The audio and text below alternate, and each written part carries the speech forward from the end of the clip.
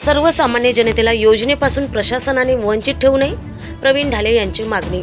गोरगरीब लाभार्थ्यांचे जीवनमान उंचावण्यासाठी पंचायत समिती शेष फंड आणि जिल्हा परिषद महिला बाल विभागाने योजनांची मुदतवाढ करण्याच्या मागणींसह इतर मागण्यांना घेऊन दक्ष नागरिक समूहाचे संयोजक तसेच कुरक्षडी जामटा ग्रामपंचायत प्रगतशील सदस्य व निस्वार्थ समाजसेवक प्रवीण ढाले यांनी दिनांक 29 रोजी प्रशासनाकडे निवेदन देत मागणी केली असून त्या अनुषंगाने ग्रामसदस्य प्रवीण ढाले यांनी आमच्या प्रतिनिधींशी थेट संपर्क साधत आपल्या प्रतिक्रियेतून बोलताना माहिती दिली।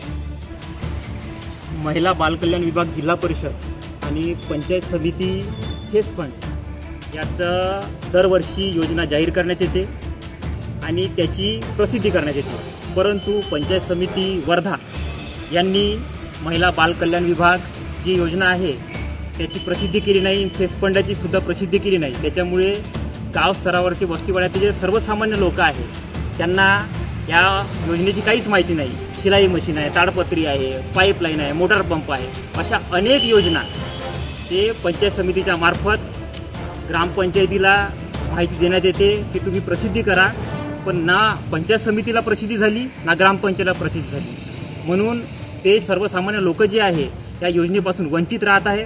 म्हणून आज रोजी आम्ही माननीय पंचायत समिती, गटविकास अधिकारी व जिल्हा परिषद यांना निवेदन दिलेलं आहे की तुम्ही सदर जे शिलाई मशीन, मोटार पंप, ताडपत्रीची इतर जे काही लोककल्याणकारी योजना आहे त्याची तुम्ही मुदतवाढ करा, कारण की अवघ्या 2 दिवसांमध्ये ते मुदतवाढ संपत आहे आणि लोकांची अजून सुद्धा माहिती नाही आहे। ज्यांना माहिती झाली त्यांना कागदपत्रासाठी दाणादाण उडत आहे आणि वेळेवर कोणीही जे तहसीलदाराचं उत्पन्न त्याच्यासाठी लागते ते 10 दिवस लागते आहे। म्हणून जे लोक आहे त्यांना ह्या लाभ मिळू शकत नाही।